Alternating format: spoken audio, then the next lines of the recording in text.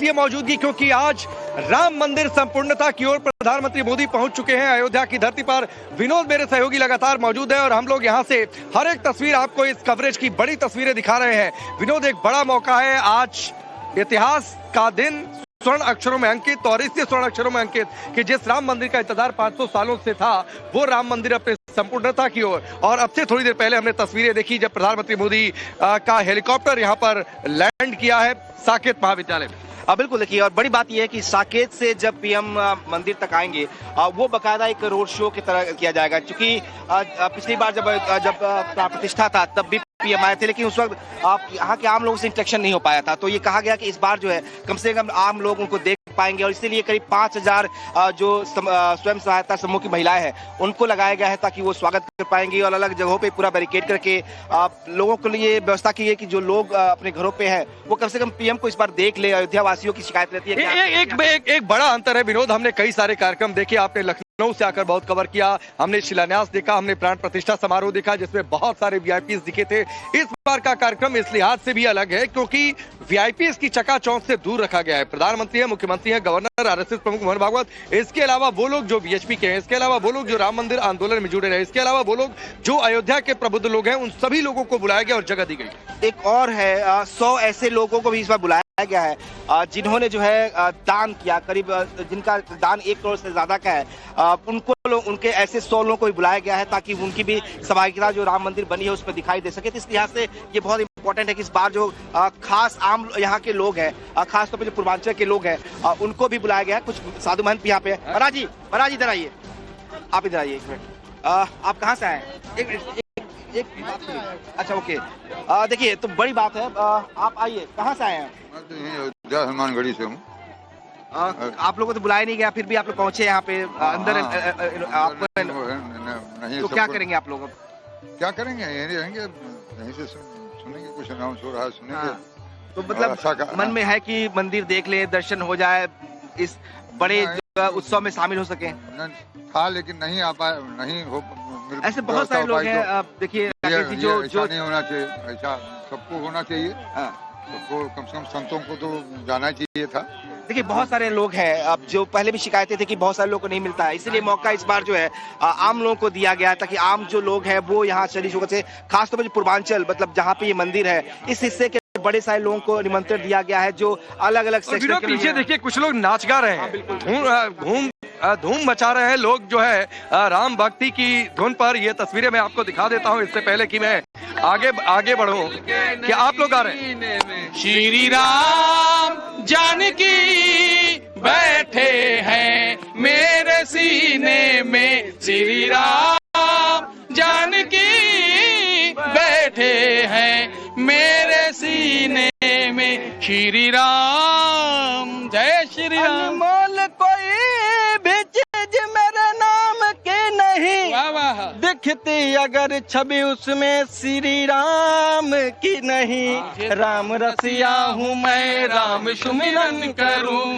सिया राम का सदा ही मैं चिंतन करूँ। ओ राम रसिया हूँ मैं, राम सुमिरन करूँ, श्री राम जी का सदा ही मैं चिंतन करूँ। और सुख मिले, सुख मिले ऐसे अमृत को पीने में, सुख मिले ऐसे अमृत को पीने में, श्री राम जानकी बैठे हैं मेरे सीने में, श्री राम जानकी।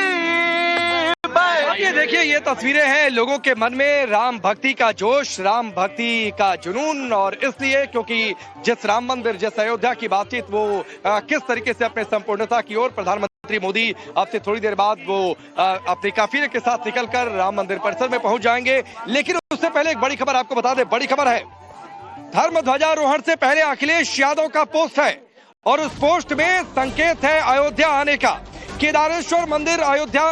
केदारेश्वर मंदिर इटावा में अखिलेश यादव बनवा रहे हैं और उसके बाद उन्होंने लिखा है कि केदारेश्वर मंदिर पूर्ण हो जाएगा, उसके बाद बाकी सभी मंदिरों के दर्शन करेंगे। इसका मतलब है कि केदारेश्वर मंदिर बनने के बाद अखिलेश यादव अयोध्या आ सकते हैं, अन्य मंदिरों के दर्शन का संकल्प भी पूर्ण करेंगे। ये अखिलेश यादव ने सोशल मीडिया पर लिखा है। तो जाहिर सी बात है कि ये संकेत है कि फिर वो इटावा में केदारेश्वर मंदिर पूर्ण हो जाए, उसके बाद वो अयोध्या आएंगे, क्योंकि इस बात को लेकर सवाल उठते रहे हैं। 24 के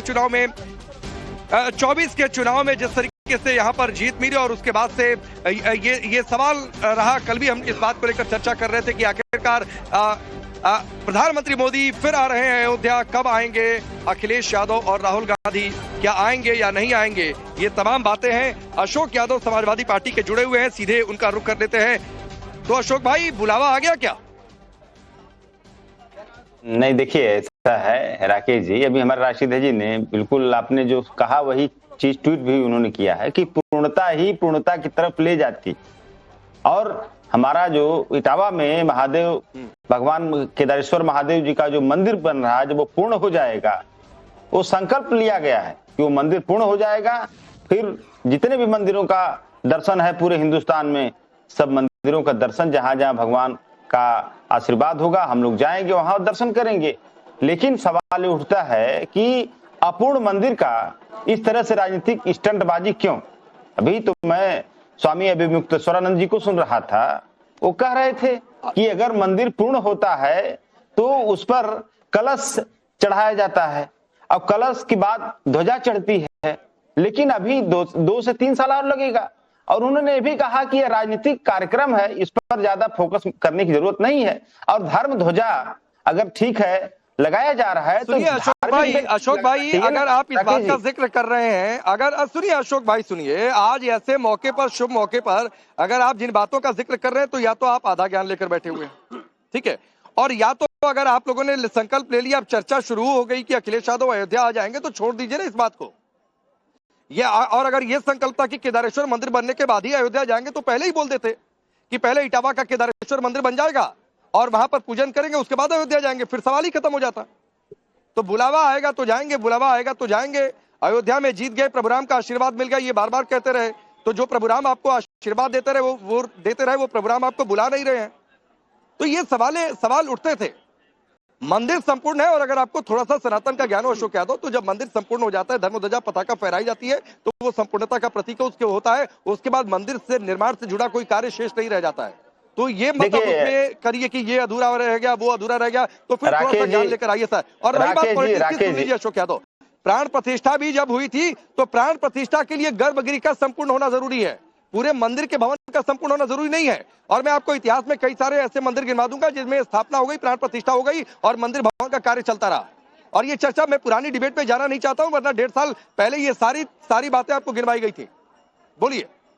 देखिए, अब हमें लगता है राकेश भाई कि हम लोग शंकराचार्य लोगों से धर्म के बारे में ज्यादा तो नहीं जानते हैं, न तो आप ज्यादा जानते होंगे, न तो हम ज्यादा जानते हैं, न तो मोदी जी ज्यादा जानते होंगे। शंकराचार्य लोग धर्म गुरु हैं, और धर्म गुरु अगर इस तरह की बात कर रहे हैं, तो मुझे लगता है कि उनकी बातों को इग्नोर नहीं करना चाहिए, उनकी बातों का सम्मान करना चाहिए।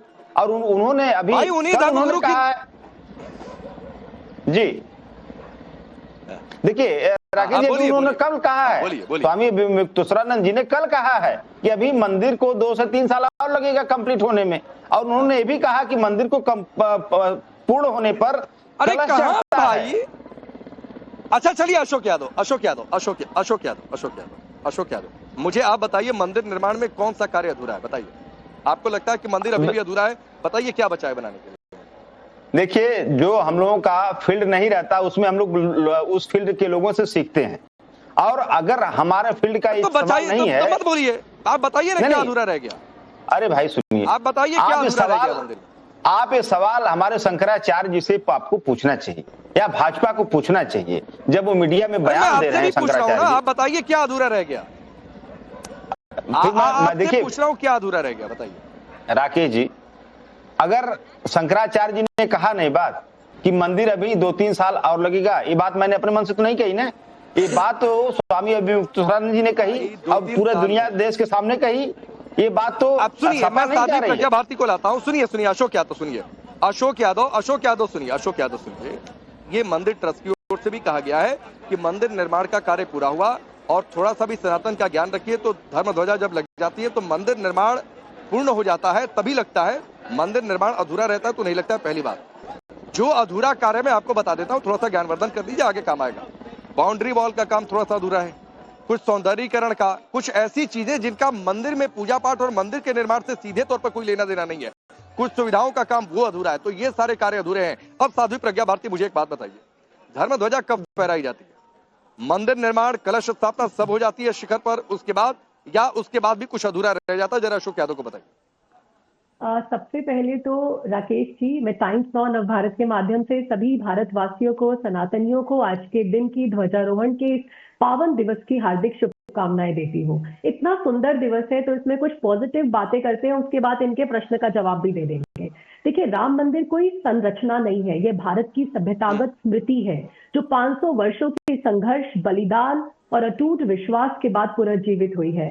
बिकॉज अशोक जी देखिए, ये जो आप यहाँ पर बात कर रहे हैं ये इसीलिए ठीक नहीं है क्योंकि आपने केवल एक की बात सुनी, आपने सबकी नहीं सुनी। जो सभी सनातन धर्मी लोग हैं उनकी भावनाओं का आपको रिस्पेक्ट करना चाहिए। Because Ram Mandir is not a structure, it is a civilizational memory of Bharat revived after 500 years of struggle, sacrifice and unwavering faith. कम से कम आज के दिन तो मैं ये कहूंगी कि आपको राजनीति दूर रख देनी चाहिए। अब देखिए, राजनीतिक रूप में अगर आप राम मंदिर की बात करते हैं तो राम मंदिर आंदोलन जो है वो लोकतांत्रिक धैर्य का अद्वितीय उदाहरण है।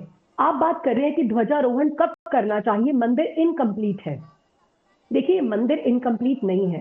ये तो प्रश्न आपने तब भी किया था जब इसका मंदिर का उद्घाटन हो रहा था, क्योंकि तब भी आप लोगों को ये समस्या थी, क्योंकि आप लोग सनातन धर्म में आस्था, विश्वास और भावना नहीं रखते हैं। इसीलिए आप लोग ये अजीब से यहाँ पर तर्क लेकर के आ जाते हैं। आपको ये पता होना चाहिए कि ठीक है साध्वी प्रज्ञा, मैं आपके पास आऊंगा। ये तस्वीरें हमने टेलीविजन स्क्रीन पर रखी हुई हैं। प्रधानमंत्री मोदी का काफिला एक छोटे से रोड शो की शक्ल में आगे बढ़ता हुआ सड़क के दोनों ओर आप देखिए किस तरीके से बड़ी संख्या में महिलाएं वहां पर हैं, हाथों में तिरंगा लेकर जय श्री राम का उद्घोष करते हुए। ये तस्वीरें अयोध्या नगरी से जब साकेत महाविद्यालय से प्रधानमंत्री मोदी आगे निकले हुए हैं। ये काफिला उनकी गाड़ियों का आगे बढ़ता हुआ और लगातार सड़क के किनारे खड़े होकर बड़ी तादाद में महिलाएं, खासतौर पर जो स्वयंसेवी समूह की महिलाएं हैं, वो खड़े होकर प्रधानमंत्री मोदी का अभिवादन कर रही हैं। और प्रधानमंत्री मोदी, आप ये देखिए, ये तस्वीरें हैं साकेत में महाविद्यालय से बहुत ज्यादा समय नहीं लगता है जब प्रधानमंत्री मोदी आज से थोड़ी देर बाद राम मंदिर परिसर में पहुंच जाएंगे। और उन्होंने पहले ही ये कल सोशल मीडिया पर डाल दिया था कि सुबह 10 बजे के आसपास में राम मंदिर परिसर में रहूंगा, वहां पर भगवान श्री राम का पूजन अर्चन आशीर्वाद और उसके बाद जो ध्वजा है, धर्म ध्वजा है, वो फहराऊंगा। अमितोष भी हमारे साथ जुड़े हुए हैं। अमितोष, एक टिप्पणी आपकी भी हो जाए। ये तस्वीरें अद्भुत हैं, ऐतिहासिक है, स्वर्ण अक्षरों में अंकित होने वाली हैं। और यहाँ पर अयोध्या में सबकी जुबान पर एक ही नारा है, जय श्री राम के गूंज है। लेकिन उस बीच इसमें भी मीन मेक निकालने की कोशिश हो रही है, जैसा पहले भी हो चुका है। इन तस्वीरों को आप अमितोष देखिए और कहना क्या चाहेंगे? जी राकेश भाई, सबसे पहले तो बहुत बहुत जय श्री राम, शुभकामनाएं और खम्मा गणी।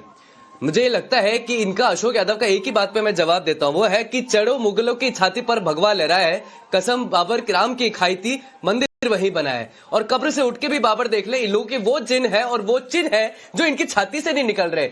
ये कैसे स्वीकार कर लेंगे? ये शंकराचार्य को अपनी पॉलिटिक्स के अनुसार स्वीकार करते हैं, ये भारत के संविधान को अपनी पॉलिटिक्स के साथ अनुसार स्वीकार करते हैं, ये राम जन्मभूमि को अपनी राजनीति के साथ स्वीकार करते हैं। इनको बाबरी जाने की बहुत चस्का लगा है। टीएमसी के ममता बनर्जी के साथ इनको भेज देना चाहिए, क्योंकि अयोध्या के राम मंदिर में तो ये काले पट्टे बांध के आने चाहते हैं। आज राम की वापिस से केवट की नदी पार हुई है राकेश जी, आज शबरी का इंतजार खत्म हुआ है। और उस ध्वज को आप देखेंगे तो उस ध्वज के अंदर में 3 चीजें हैं जो इनको समझ में नहीं आएगी। ओम, जो ब्रह्मांड की ध्वनि है वो है, उसके अंदर में कोविदार द्वार है, जो पेड़ है, जो अयोध्या का राजरथ चिन्ह है, और साथ में सूर्य है, क्योंकि राम सूर्यवंशी है। इस पूरी कल्पना के साथ, और आज का दिन ही क्यों चुना गया 22, 23, 25, 26 के अलावा 25 ही क्यों चुनी गई? क्योंकि ज्योतिष के अनुसार आज विवाह की पंचमी है, जिसमें राम और सीता के विवाह की पंचमी है, इसलिए आज का दिन चुना गया। आज मंगलवार है, आज हनुमान का दिन है। लेकिन दिक्कत इन लोगों को है क्योंकि इनके मन में बाबर बसे है, बाबरी बसी है, और अयोध्या में सिर्फ सरयू नदी लाल करने का संकल्प था, वो आज इनका समाप्त हुआ है। ठीक है, इनका संकल्प समाप्त हुआ। के शर्मा, एक टिप्पणी आपकी भी भाई। अब तो संकेत आ गया कि अखिलेश यादव अयोध्या आ जाएंगे बहुत जल्दी। इटावा का केदारेश्वर मंदिर जैसे पूर्ण होगा वो यहाँ पर भी आएंगे। राहुल गांधी के बारे में क्या प्लानिंग है? कुछ है आने का अखिलेश यादव के साथ, आगे पीछे, या अभी तय नहीं किया है? देखिए, ऐसा है कि यदि न्योता मिलेगा तो उस पर डिसाइड होगा, और डिसाइड होगा तो फिर आदमी जाएगा। भगवान से कोई दूर नहीं है, और जब भगवान भगवान का बुलावा जब आता है ना, आप देखिए यहाँ बैठे हैं राकेश जी, यदि माँ वैष्णो देवी का बुलावा नहीं आएगा ना, तो साध्वी प्रज्ञा भारती से लेकर कोई भी प्रवक्ता बीएसपी गए ना, वो लाख कोशिश कर ले, माँ वैष्णो देवी का दर्शन नहीं कर सकते हैं, माँ कामाख्या का दर्शन नहीं कर सकते हैं। तो माँ का बुलावा, अब राम का बुलावा जब आएगा तो सारी दिक्कतें खत्म हो जाएगी। ये क्या हंसेगी, इनको नहीं पता कि भगवान वैष्णो देवी हंस रही है। कितनी शर्म की बात है, हिंदू धर्म की बात करती है और माँ वैष्णो देवी हंस रही है यार। कम से कम माँ का कामाख्या नहीं बात रही हो, एक औरत होकर माँ वैष्णो देवी हंसो मत। माँ का वैष्णो देवी की बात हो रही है और माँ कामाख्या की बात हो रही है, तो हंसो मत। आपको बुलावा मुझे नहीं लगता कि भगवान का राम का तो आएगा। तुम तो चुप रहो भी दोस्त, तुम तो नकली छोड़ो। भगवान ना समाजवादी पार्टी को बुलावा आएगा, ना कांग्रेस को बुलावा आएगा, ना टीएमसी को बुलावा आएगा। जिन लोगों ने भगवान राम का उपहास करा, मजाक बनाई, टेंट में रखा, उनका तो कोई बुलावा नहीं आएगा, कोई बुलावा नहीं आएगा आपका। आप शांति रखो, हिम्मत रखो, धैर्य रखो, राम में प्रतिष्ठा रखो, सम्मान करो, तब जरूर बुलावा आ सकता है। मैं कुछ नहीं बोलूंगा, मैं कुछ नहीं बोलूंगा, बोलते रहो। मैं जब तक नहीं बोलूंगा राकेश जी, जब मुझे समय नहीं मिलेगा पूरा, ठीक है ना। मैं एक टिप्पणी विनोद की भी ले लेता हूँ। नहीं मेरी अलग जाकर खड़े हैं, मैं विनोद की एक टिप्पणी ले लेता हूँ। राकेश जी नहीं आता हूँ, के शर्मा आता हूँ विनोद मिश्रा की ये लोग टिप्पणी समय चोरी करते ही, चंदा आता हूँ सर। वो यूपी की सियासत को ज्यादा बेहतर करीब से पार्टी पॉलिटिक्स से अलग हटकर एक पत्रकार के तौर पर देखते हैं। विनोद, ये संकेत आ गया, इटावा केदारेश्वर मंदिर पूर्ण हुआ, उसके बाद अखिलेश यादव अयोध्या में, राहुल गांधी कब आएंगे नहीं पता, लेकिन लग रहा है कि अब ये शायद एहसास हो गया है कि 27 से पहले अयोध्या आना जरूरी है, नहीं तो ये सवाल 27 में और ज्यादा गंभीर हो जाएगा। बिल्कुल सही कहा आपने। आप इसे कह सकते हैं कि ये बिहार चुनाव के नतीजों का इम्पैक्ट है, क्योंकि समाजवादी पार्टी एक बार फिर अपनी पुरानी रणनीति से में बदलाव करने जा रही है। जिस तरीके से जो हमारे पास जानकारी है ऑफ द रिकॉर्ड, पार्टी के नेताओं को, कार्यकर्ताओं को ये कहा गया है कि कोई भी ऐसी हार्ड लाइन वो कम से कम सनातन के बारे में नहीं कहेंगे, जो फॉरवर्ड क्लास है उसके बारे में नहीं कहेंगे। तो एक बार जिस पीडीए को लेकर